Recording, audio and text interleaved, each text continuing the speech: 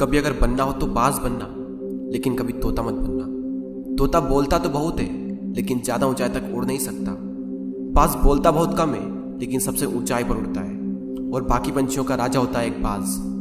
आज मैं आपको 5 ऐसे पॉइंट्स बताऊंगा जो कि हर इंसान को बाज से सीखना चाहिए, और लाइफ की बहुत बड़ी लर्निंग है इन 5 पॉइंट्स में। पहला लेसन, ईगल फ्लाई अलोन। बाज अकेले उड़ता है और बाकी पंछियों के मुकाबले सबसे ऊंचाई पर उड़ता है। बाज अकेले उड़ेगा, लेकिन कभी भी चिड़िया और छोटे पंछियों के साथ नहीं उड़ेगा। बाज हमेशा या तो बाज के साथ उड़ता है या फिर अकेला उड़ता है, और इस समय यह सीख मिलती है कि छोटी सोच वाले लोगों से हमेशा दूर रहें और अकेले रहो, क्योंकि यही वो समय है जब खुद को जानने का असली मौका मिलता है।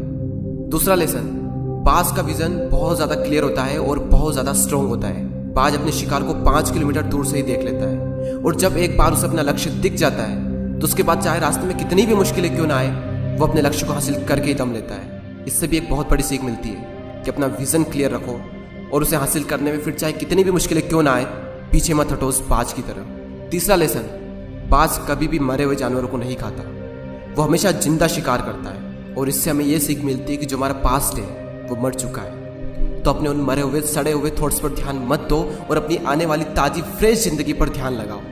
अपने पास्ट की पुरानी यादें जो तुम्हें तंग करती है, उन्हें वहीं रहने दो जहां पर उसकी जगह है, और तुम्हारे पास्ट की जगह है तुम्हारे पास्ट में, उसे वर्तमान में जगह मत दो। क्योंकि एक बार अगर तुम्हारा पास्ट तुम्हारे प्रेजेंट में आ गया तो तुम्हारा पास्ट तुम्हें कभी प्रेजेंट में नहीं रहने देगा। पास्ट में तुम्हारे साथ कितना भी बुरा क्यों ना हुआ हो, वो सब यादें, वो सब थॉट्स मर चुके हैं, और उस बाज की तरह बनो जो कभी भी मरी हुई चीजों को नहीं खाता। चौथा लेसन, जब आंधी तूफान आते हैं तो बाज बहुत ज़्यादा एक्साइटेड हो जाता है। जब बारिश होती है तो सारे पंछी छिपकर बैठ जाते हैं, लेकिन बाज को बड़ा मजा आता है। जब तेज हवाएं चलती है तो बाज उन हवाओं के सहारे और तेजी से ऊपर की ओर उठता है, और ऊपर उड़ते उड़ते इतना ऊपर उड़ जाता है कि बादलों से भी ऊपर पहुंच जाता है। और इससे भी एक बहुत बड़ी सीख मिलती है कि मुसीबत में मजा ढूंढो। और नेपोलियन हिल ने एक बार कहा था कि हर बड़ी चुनौती अपने साथ में एक बहुत बड़ा अवसर लेकर आती है। तो उस बाज की तरह तुम भी अपने अवसर को पहचानो, और जिस दिन तुमने अवसरों को पहचान लिया तो सारी मुश्किलें तुम्हारे नीचे होगी और तुम उन मुश्किलों के ऊपर होगे। फिफ्थ लेसन, बाज अपने घोंसलों में से सॉफ्ट घास को हमेशा निकाल देता है, ताकि बाज का जो बच्चा होता है वो उसमें कंफर्टेबल ना हो सके, क्योंकि अगर वो घोंसले में कंफर्टेबल हो गया तो वो वहीं रहना पसंद करेगा। लेकिन बाज ऐसा कभी होने नहीं देता।